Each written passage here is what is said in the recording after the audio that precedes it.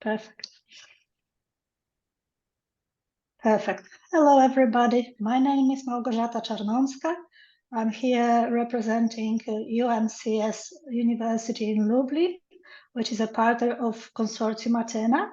And I'm happy to introduce you to our guest, Mr. Łukasz Gołąbek, a graduate of MBA Studies at the Institute of Computer Science, Polish Academy of Science, and Utah Valley University, Woodbury School of Business, and doctoral studies at the Institute of Electrical Engineering.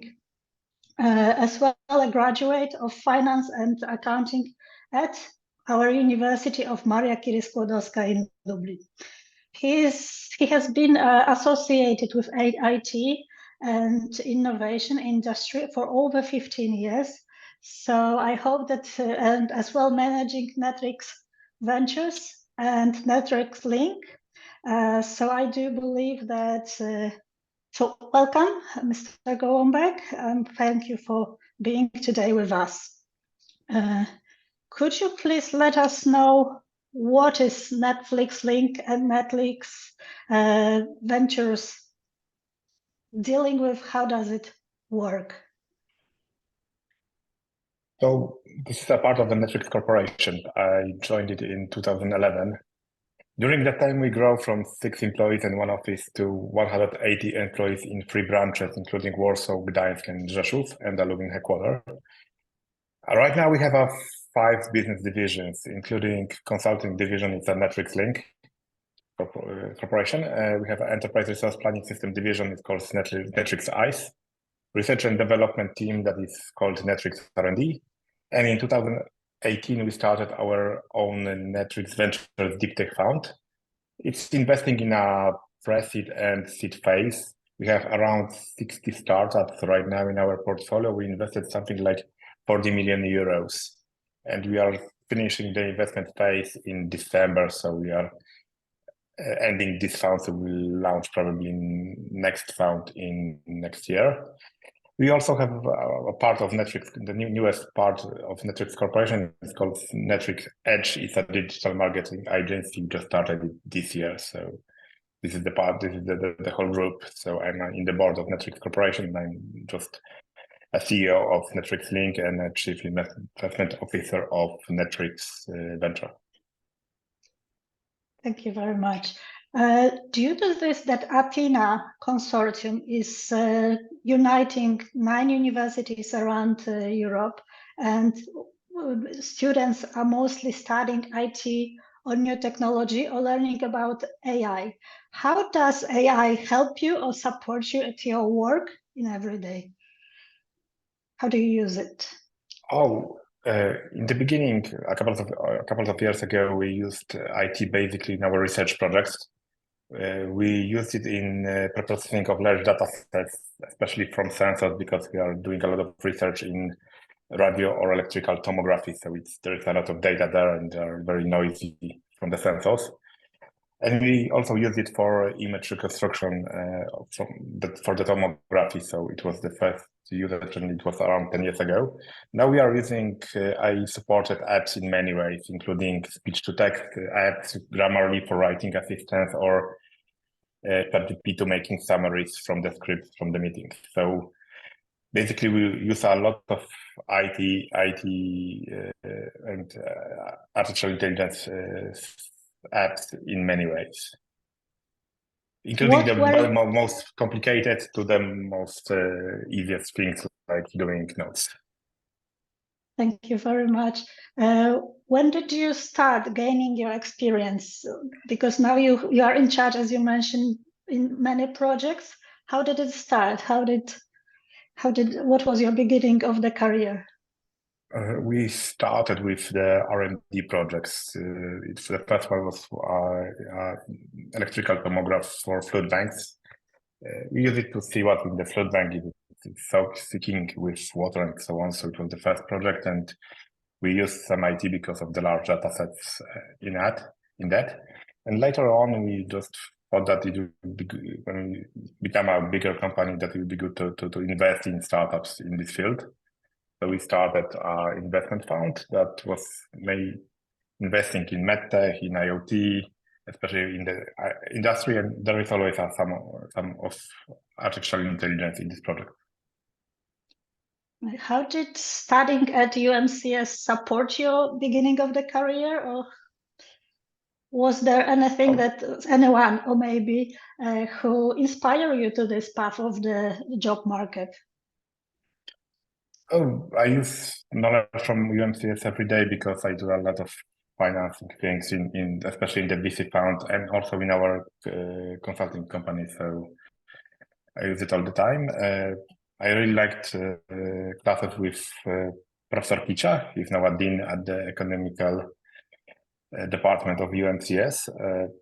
So it was very helpful. Before that, I had some background in IT because I studied at the University, but I really needed some business knowledge in my work. And it was supported by UMCS and later on by the MBA studies at the Woodbury School of Business. Exactly. Regarding that, what were the most important skills and competence you gained during the MBA studies, if you could, that you are now using in your everyday career? Actually, for me, MBA studies is most about relations and network.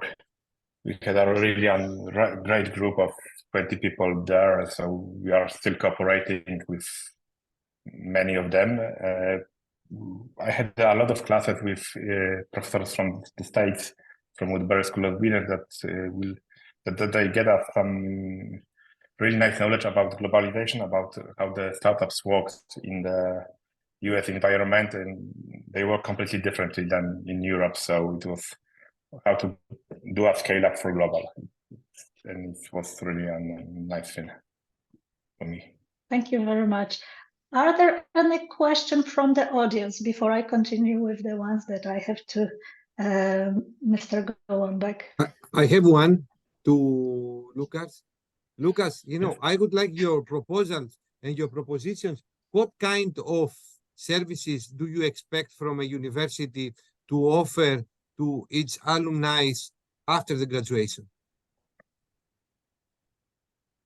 I mean, what kind of exams, probably Marie Curie offers, or if not, what are your suggestions as a professional right now, your suggestions to the universities? What kind of services do you think that universities should develop in order to support their alumni, for lifelong learning? For me, the studies at the university should be more practical. You should use more modern tools in your programs, because we see that we are working with many universities, including Maria Curie Skłodowska University and Technical University of Lublin and so on. So we see that the students there don't know modern tools in some ways, especially with this such fast development of artificial intelligence software and so on. So this is a small problem for us. So they are learning things that we used 10 years ago, not the things that we are using right now. So especially in IT, I know it's very fast and you have to change the studies every year, but it's not up to the market, in my opinion, in many ways, in many, not only for Lublin University, but also in others, because we are also working with the university in Rzeszów or Warsaw. So that's a small problem we see. But for me, cooperation with universities is very good. We have some nice projects with UMCS and other universities. For example, we are just starting a new project with the UMCS. It will be a next edition of our technical incubator. It will start in January, and we are helping young people to create their own startups, to test their business ideas, and so on. And there is also a lot of work from the UMCS there, especially with the Department of Economy. And they are really good, doing a great job. So your proposal is like, you are providing an example from the UMCS to create, the facilities that the alumni, they can visit the universities and offer training to the undergraduate students, for example. Oh, nice idea, yeah. I think that my proposal is to get more up-to-date systems in education, you know, to make it more. But Lukasz, you know, let me restate my question. My question is not what are your proposals for the curriculum. My question is like after for graduates, after now you are a professional. Do you expect your university somehow to help you as a professional, and how? Actually, I have no expectation in this field. We are doing some after graduation programs, and it's works fine. We have a lot of people that are coming from university and just start working as an internship in our company, and it works just fine, to be honest, especially in IT. So it's sorry guys, because I believe that as well. This what you, Łukasz, are doing with our Center for Supporting Projects is that when your company have a project and university can have people to support it, we are there for you. So maybe this is somehow. Yeah, but we are working with your research and development guys, not with the people that are finishing the studies. So they are coming for the internships in our company, and actually there is no support from the university for the internship programs right now. I see no. So Lukasz, you know, upskilling training. We are doing some research projects with different universities, and of course it's fine. But you know, this as a senior researchers, they're not the young people.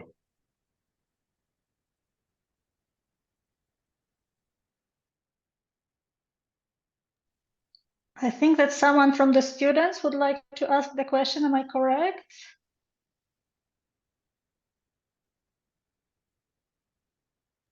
Cannot see it anymore. So I would ask because George Leodakis ask something. Yes. Okay. I would like to ask Mr. Gołąbek. You mentioned some areas of activity of your cluster of companies. Could you please tell us indicatively your clients, not by name, of course, but in which areas? You mentioned biomedical, more specifically biomedical applications, but ERP system also. So an overview of your clients, if you to provide us if it is possible. And a second question is related to how do you position your company in the new framework of generative artificial intelligence, ChatGPT and so on? How do you see your the positioning of your company in this new ecosystem? Thank you. Okay, sure.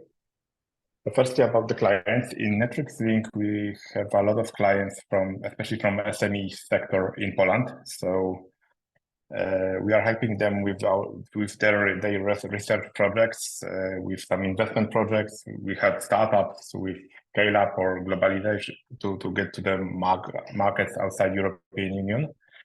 In Netflix Link, we have some clients like big companies that we are doing research on startups that can implement their technologies in big companies. So that's the thing we do in our consulting division. In a Netflix Ventures, it's a VC fund, so we basically give money to deep tech startups, and we help them with mentoring and so on, how to build their own products and get them to the market. And it's pre-seed and seed phase, so it's basically before any revenues, and just after that's in 3 years. So that's the thing we do. In other areas, including Netflix R&D or Netflix ICE, so that enterprise resource planning system, we have a lot of clients, including big companies, some global companies, and we just tell them our systems and tools that we develop in these 3 areas. I hope that's the answer for your question. The next generation AI, we are building some new startups based on that models in many ways, including the medical devices that are supported by the language interface and so on. So we see that this thing will be necessary in every new startup that want to change the market. So that's the idea. We also are building in Azure BI a next generation business intelligence service that will have a language interface that you can ask questions and it will do the analysis on the RP system and just give you the answer from your data. So we are also building this kind of solutions. And they will be in market in a couple of years. So. Okay, thank you. Thank you.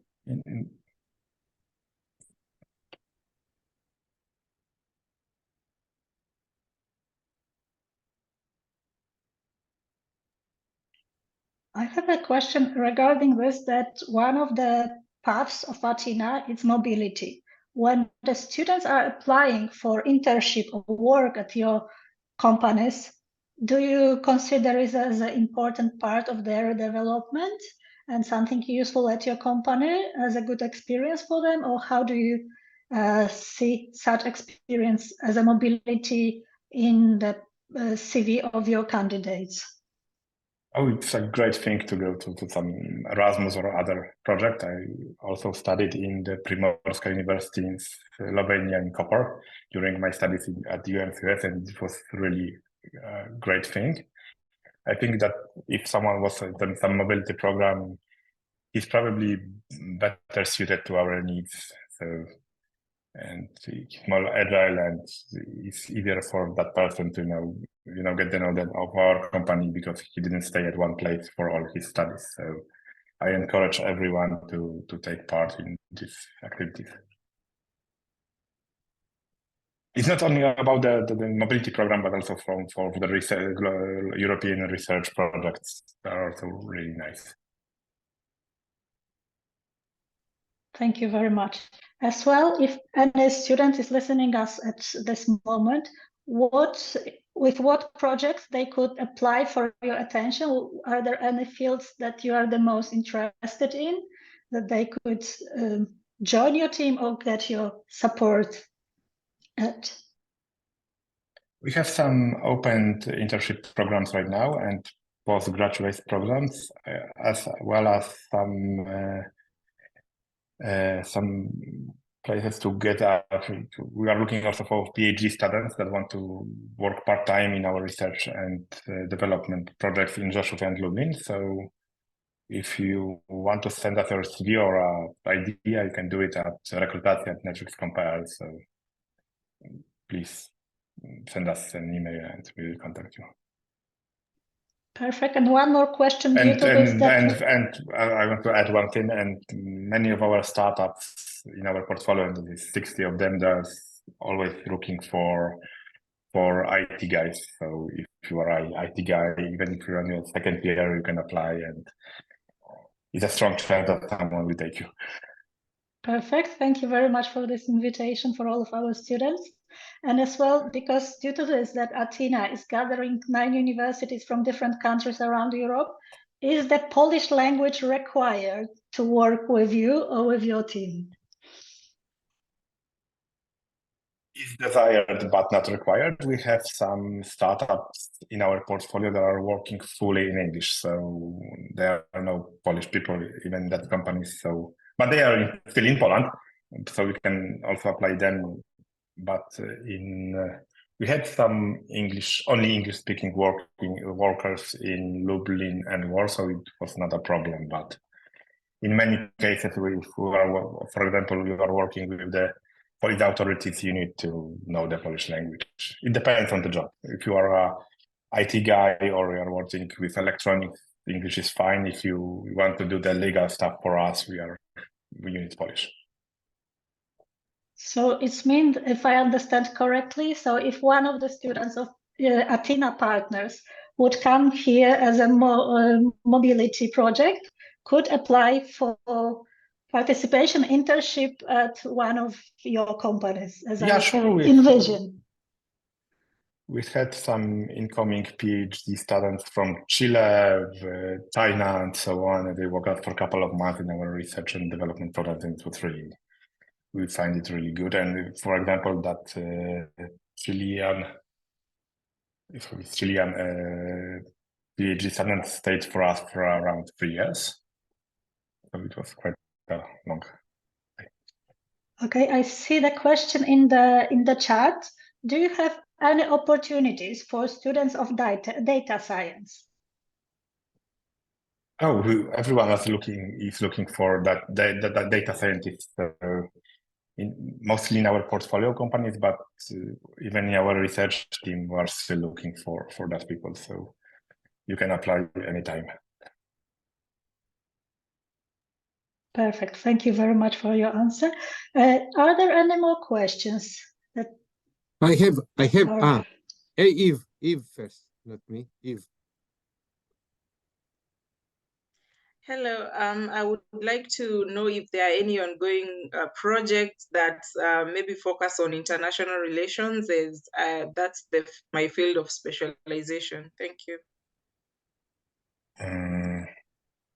We are not doing any projects right now in internationalization. If you ask about that, we are doing some research projects and they are mostly focused on the Polish market. However, Lukasz, I have a question, or, I don't know if it's a proposal, it's more than a question related to what exactly Eve has mentioned. Like, that in Europe now, right now, there is a high priority in order the 50% of the students to be mobilized, at least the 50%. No. So to have, this impact of internationalization. So we are looking, in the universities right now, there is no tool in order, like as a prediction model. So artificial intelligence to generate a prediction model based on the profile of the students that already have been mobilized and have already, exposed to internationalization, checking various parameters, from their performance, their family background, the income. So do you think that there is a room, or how difficult it is, like, to use the data that we can extract from already the students or the staff that have participated in internationalization and create, through your expertise, a prediction model through artificial intelligence? Like, with the registration of the students in the university, the prediction model will say, Kostas, has a 50% or 20% to experience internationalization because of the previous, let's say, background and screening. And in order, to make this 20%, the university from the first day should somehow tailor the dissemination activities in order to focus on Kostas or low percentage people to internationalize their studies with, this objective, to address their fears, to address, their hesitation. So what do you think about? It's a great idea. You should definitely write a project proposal and get it to the Horizon Europe, and of course we can join the consortium. Okay. It's not like we didn't do any international project. We just finished last month a range-like project with the Catholic University of Leuven and the University of Macerata from Italy, and UMCS. So, and it just finished a month ago. So we have some mobility package there with young researchers, senior researchers, and students, and so on. But it just finished, and we are waiting for proposal acceptance for the next one, and it will be probably in a couple of months. So I can contact you then, because we are writing some Horizon Europe projects right now. We have a first phase it was written in November, so it will be in February. Yeah, so we can do it. We are also writing some projects for the Horizon Europe. Excellent. So if we are going to get the proposal, we are going to hire you. She's great. I can definitely recommend her. We can work together, definitely. Okay. Okay. I have another question from the audience. I'm sorry. To be more specific, which programming languages are the most required for IT students in case of carrying out their internship? Thank you. Oh, it depends on the branch. We use in research and development, we are really using a lot of Python right now and R language. In Metrics ICE, we use .NET and Microsoft technologies. So it depends on the project and the client that will pay for that. So it really depends. In scale of 200 employees, there are a lot of projects with a lot of different technologies. Thank you. I have another question. My question is like, from the market point of view, Lukasz, are you missing people that they know how to program in general, the market? Do we have a lack of programmers? Maybe not the lack of programmers right now, but they are very expensive in Poland, and there are no budgets for paying for that, for their work. The clients don't want to pay such amount of money similar than other European countries. So a couple of years ago, Poland was cheaper for development, and now it's pretty expensive when you compare it to other states, member states of the European Union. So the companies now, do they approach people from India then? Yeah, from India, from Vietnam. We have some ASEAN partners right now working for us. I'm not the biggest fan of Indian programmers, to be honest.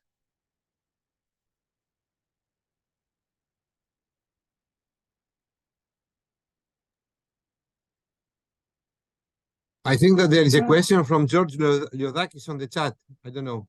Yeah, I've asked it. Yeah, it was asked. Yes, okay. I've just asked it about the languages. So,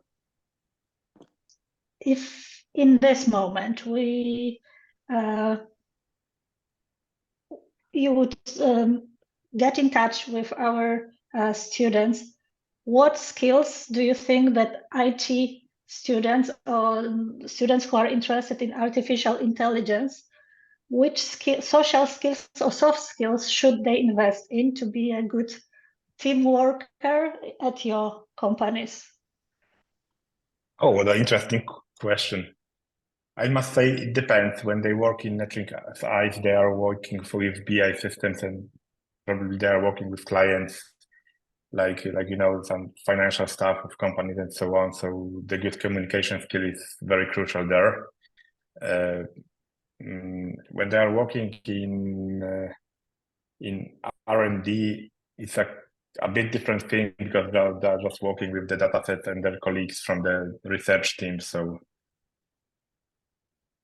they need different sets. So it depends what do you want to do in which department. So there will be no universal skills. Like, well, of course, you have to be a team player, be nice and so on. But to be honest, in IT we see different soft skills, and it's a complex thing. But my question is due to this, that today's meeting, it's organized by ATHENA career centers from 9 universities. And it's like a guidelines for us what trainings we can deliver right now. And as you mentioned, teamwork, communication, because you never know when you're gonna, in every situation, they work in the team. Yeah, so it's especially crucial. For example, maybe it's not a soft skill, but in NetlinkSI, we are looking for people that know the basic thing about companies, production, process in companies, and have some skills in IT. So they need more than only IT knowledge. But for example, in R&D, we need only specific skills in specific technologies. So it depends on the branch.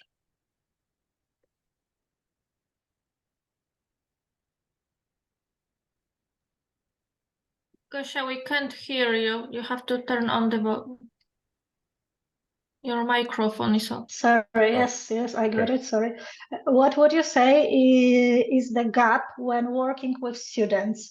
And what would you say students should improve so as to increase their chances of landing professional roles, especially in landing this first career role when they are just off school, fresh graduates? So firstly, I encourage everyone to go through some internships during studies. I started to work just after my high school on the summer break in a IT company. So, and I walked through all my studies. So it's possible, and even if it's a full-time studies, so you can work during studying. So it's a great idea, and you have a lot of experience when you finish the university, and you can get a really nice role in some corporation or in our company when you have some experience from internship or from working part-time during studies. So probably that's the best idea I have. Of course, going to some mobility programs or some experience in research projects at the universities is also required, and it's a nice thing in CV. So if you have some research projects or research papers, it will be easier for us to choose you, not the other person.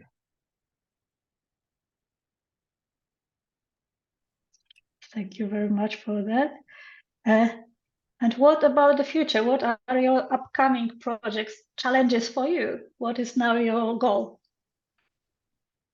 We plan to start our sixth fund next year, so it will be the biggest one. We are thinking about something like 100 million euros capitalization, so it will be pretty big, and there is a lot of work with that, especially some legal work. Of course, now that we have a change of government and administration in Poland, so it's not easy to get it done, and there are delays everywhere. We're waiting for some instructions from the financial authorities and so on. So it's a pretty complex thing. We are also finishing some very long and nice projects, research projects this year. So we have to start selling this equipment next year, and it's all in the beginning. It's always a little bit problematic with getting new research projects to the market. We sell the devices, and there are lots of problems with implementation and so on. So the next year will be very busy, starting in January.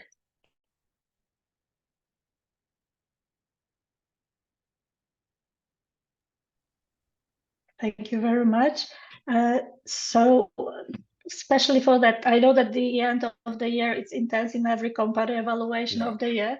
So I believe that we are all very grateful that you found time. I just would like to ask if there are any more questions upcoming to our guest. I would like, if it is possible, Lukasz to share with, I will send him my email to share with us, the vacancies regarding the internships, but mainly for undergraduate students. I heard him that he's looking only for PhD level, students to work. But if you have any, vacancies for undergraduate students through the Erasmus, we can send you, people that they can work through the student mobility from Greece. And if you have any announcements, I will be very grateful to disseminate them through our career office here in Greece. Okay, sure. I will send it. Okay. Well, we have a lot of experience in PhD students, and they worked really great with us. So that's the reason we are focusing, especially in the R&D department, on this group, because many of them stayed with us for a long time, and they really perform well. So that's the reason. It's not like we are not looking for younger people, but it was the best group in our history. Mm-hmm. But sometimes you should work like Porto, like in football, young talents before they become, very famous. Yeah, I know. Okay. I think that we can close here. Marco Zata, I think that, we had a very fruitful, discussion with Lukasz. I don't know, can you please announce when it's going to be the next alumni talks? I really enjoy them. Perfect. I do believe that next one will be on 16th of December, if I'm not mistaken. 6th or 5th? Because I received a request for a poster on the 5th. 20. Our alumni from UMCS will be on 20th of December, so just before the Christmas break. I believe that it will be as snowy at Crete as in Lublin, Poland. So I'm really glad that today's meeting will be inspiring for each of our partners, and I do promise that the next one will be as well interesting, although with different profile. Because today we heard so much about startups, about AI and IT.